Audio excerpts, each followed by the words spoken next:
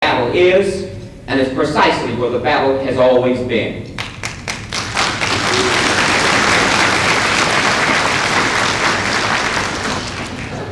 You know, we in this country, in the last few days, have been treated to one of the greatest spectacles that I know I have ever witnessed, and I'm sure most of you will admit you've ever witnessed.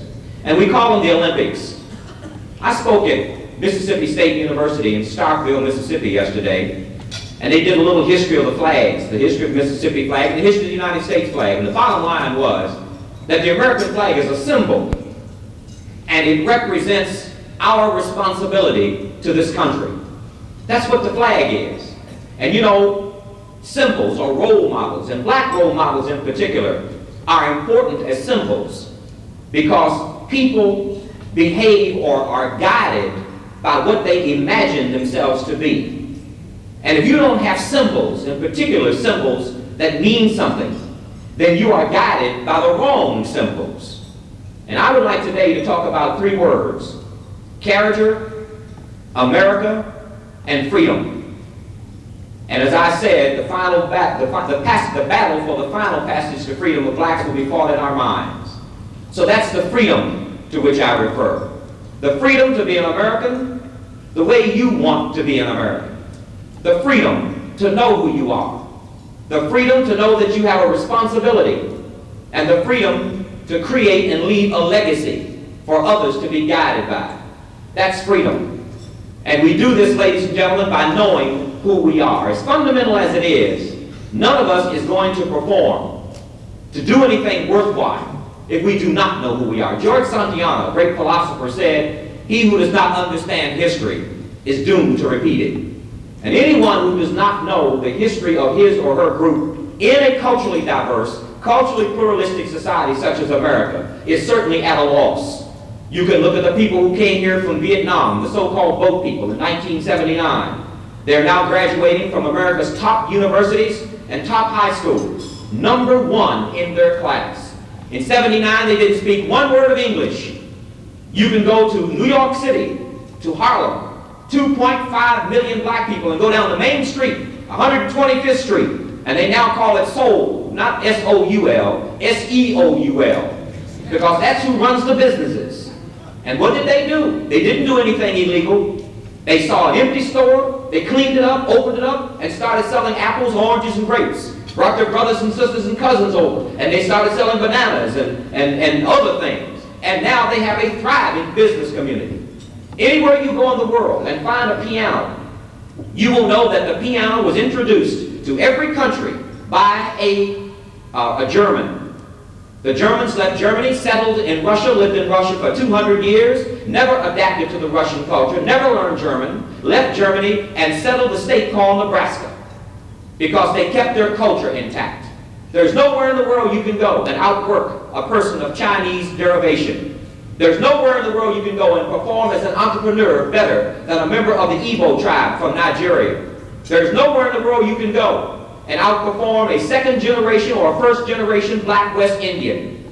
Black West Indians of the second generation in the United States earn 10% more than the average white and have a higher IQ and are better educated than the average white. Of course, whites always remind blacks that their IQ scores are 15 points higher, and they are, but they never tell you Japanese have a 10-point higher IQ than they do.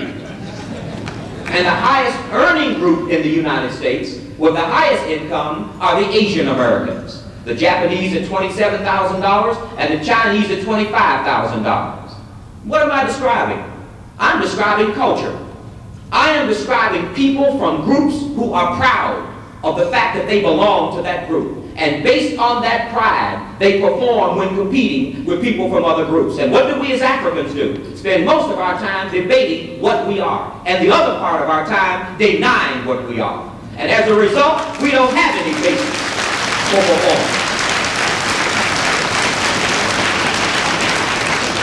And we do it for a good reason. We do it because we've been brainwashed. We do it because someone has told us that anything dark is evil.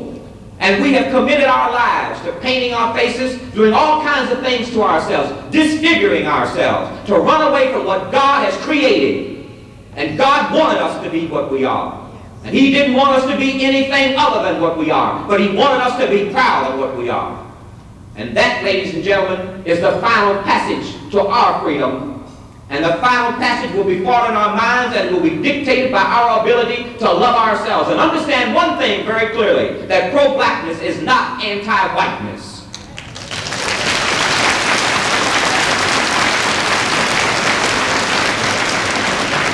You don't have to hate anybody to love yourself. We've got black people. 80% of us who are professionals went to a black college. And half of them are debating whether or not we need black colleges. Oh, look at us today. We're integrated. Yes, we're integrated. Go to the average white college. 7 out of 10 black students don't finish. 7 out of 10 black students do finish the black college. Of 114 black colleges, we graduate over 50% of all blacks who finish college each year. And only 20% of the black students go to the black colleges. 80% go to white colleges. The University of Georgia has graduated one black athlete since 1971. You've never seen 2 Jews debate whether or not they need Yeshiva and Brandeis. You've never seen 2 Catholics debate whether they need Holy Cross and Notre Dame. The Mormons have an entire state called Utah. They have no intention of giving it back to the United States.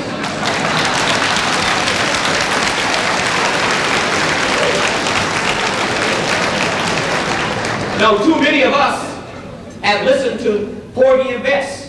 And you know we hold Porgy and Bess up in our community as a great piece of cultural work. Do you know what that nonsense says, written by George Gershwin? I got plenty of nothing, and nothing is plenty for me. No, I don't like that one. I like the other one. Sung by Billie Holiday, taken from Matthew in the Bible. God bless the child that's got his own.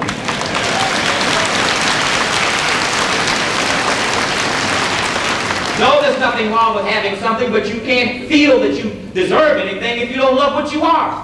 Who do you give your money to? People you love, don't you? Who do you give gifts to? People you respect. You don't give anything to people you don't respect. You've got to love yourself to give something to yourself. But you've got to be free, ladies and gentlemen, inside. The United States of America must be free as individual Americans to be free as a country. White people must be free of this nonsense of preference, and black people must be free of this nonsense of hating what they are. And that cannot be given to any of us. It is something we must do for ourselves. But look at the lessons we get. Got up there in a moment of crisis and began to wonder if you could fly. If he lied to you, you would have appreciated it at the point of crisis. Because you need to be motivated by something that means something, something that's positive. And if you think black people are poor, let me statistically walk you through black America. There are 30 million of us that the Census Bureau can find. Character is something that you get by doing the right thing because it's the right thing to do. Character, ladies and gentlemen, is what it's all about. I was fortunate enough to have a reception for many of the members of the Tuskegee Airmen about 2 years ago when our TV series came out. And they were all introduced, General Davis and many of the men, and I would like to say this, when I refer to the Tuskegee Airmen, I refer to men and women, I refer to the ground crews, I refer to the members of the bombardment group who did not get overseas because they were not given the chance to fight and die, and I certainly refer to those who did go overseas, the 99th and the 332nd, and who did make all of us proud, and particularly we must admit that to be a pilot and to be a successful pilot is to be a hero. I refer to all of these groups when I refer to the Tuskegee Airmen.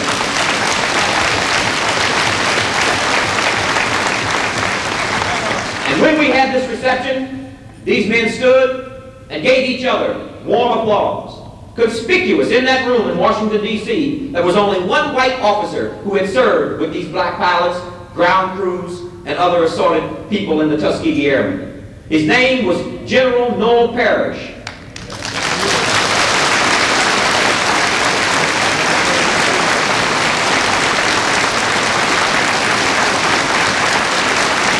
That Noel Parrish was the white commander of Tuskegee Airfield. At that time, the Army regulation was that only a white officer could be in charge of an all-black unit, particularly of that all-black unit. But Noel Parrish did something that was unusual. Noel Parrish, when he was introduced a year ago, got a standing ovation from every member of the Tuskegee Airmen. And why did they give him a standing ovation? Not because he's white. They gave him a standing ovation because 40 years ago, he could have acted like a fool and gotten a medal for it. But 40 years ago, he acted like a human being. And today, he can take to his grave character. You can't say the same thing.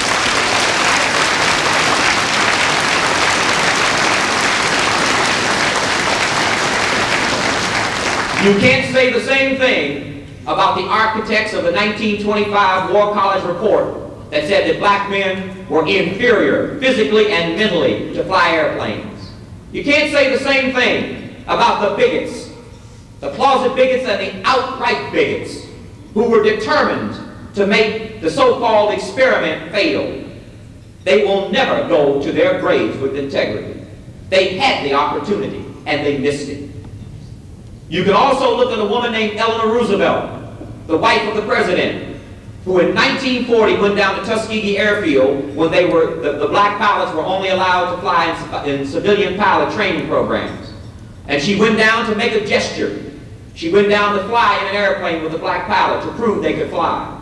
And when she was getting into the plane with Chief Alfred Anderson, who today, by the way, as you know, is still flying airplanes at Tuskegee Airfield, when she got in the plane with him, they were pulling her coat, saying, "Don't get in that plane with that black man. You know you'll get killed." She got in the plane with Chief Alfred Anderson. They flew, they landed. She got out and she said, "Well, they fly all right to me."